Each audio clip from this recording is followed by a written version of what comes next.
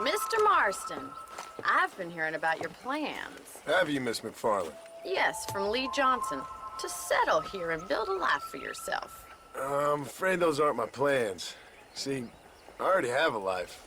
Well, I had one, and I'm trying to reclaim it. Or maybe what you could say is that I had two, and I'm trying to end one of them so the other can survive. You do so love to talk in riddles, Mr. Marston. Do you do that, I wonder, as a substitute for having anything interesting to say? Probably, Miss McFarland. Oh, call me Bonnie, you fool. Call me Bonnie. Miss McFarland, I'm married. I have a son. I had a daughter, but she died. Years before that, I rode in a gang. We robbed banks, trains, held people ransom. We killed people we didn't like. Bill Williamson was in that gang. Now, if I don't capture my former brother in arms, great harm will befall my family. Now, I don't suppose any of this is very interesting to you, but I hope it explains why I wasn't so eager to talk about it. No, I do understand. I had no idea. You poor man. Even in this new country, memories don't really fade. My father was an illiterate Scot born on the boat into New York. He never saw his homeland, but to hear him talk about it, you'd imagine he only ever ate haggis and wore a kilt. And he hated the English for what they had done to his great-grandparents that he'd never met. People don't forget. Nothing gets forgiven. That's true.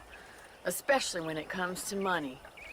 And you know, even now, after all his labors, my father's debts are still terrible.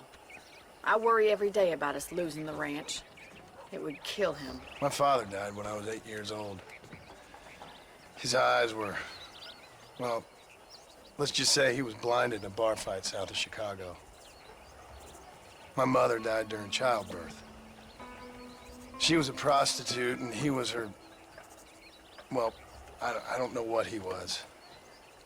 So I was sent off to an orphanage and ran away and fell in with a gang. My word. What a difficult life you've lived. The leader of the gang taught me how to read, taught me how to see all that was good in the world. He was a great man in a way. But you killed people. Sure. And I've suffered for it. And that's the life I left, or tried to leave. Said too much, Bonnie. I'm an uneducated killer, sent here to do all I can do well. Kill a man in cold blood so that another man may do his part to cut crime in an area, and a rich man can be elected governor on the back of these promises. Civilization is a truly beautiful thing, Mr. Marston. Listen, can you help me? Well, I can try. What do you need, money? No, nothing so complicated. I need an extra hand to take out the herd to pasture. Sure. Point me in the right direction.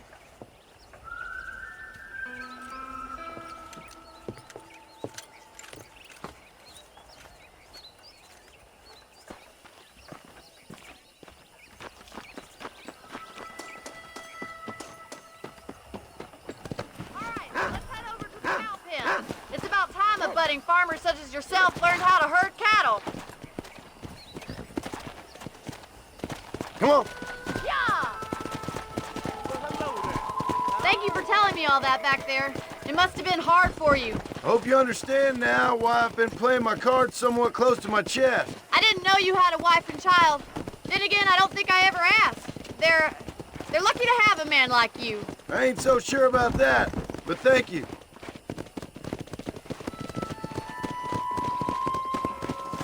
Good to see you, Miss McFarland.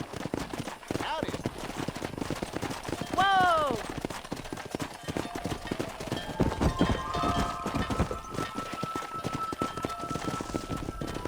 Come on. That's it. Keep on moving. Whoa there! Nice job, Mr. Marston. Come on. Herd the cows down the road. Pretend you know what you're doing. Ain't that hard, is it?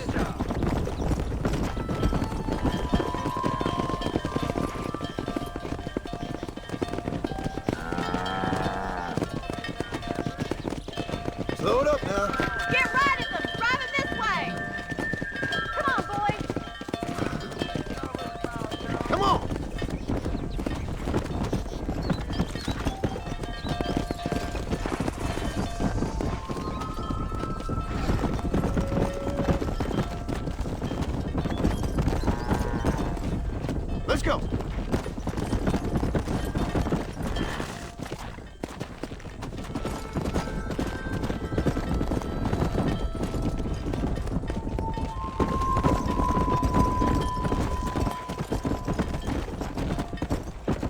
Come on. Nearly there. All right, let's move this large herd out to the far pasture.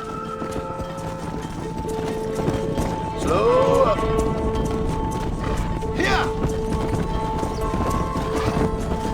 Sweep back and forth behind them. Keep them nice and tight. Watch for the runner. Come. He's just showing off now. Keep going, Mr. Marston. Mr. Marston. Stay with him. Keep that herd together now. Barney's gonna love this. Whoa. Whoa. You're not bad with the herd. Ranching might be your true calling, Mr. Marston. Either that, or you were a cow in a past life. Thank you, Miss McFarland. I'll see you later. I have work to do back at the ranch.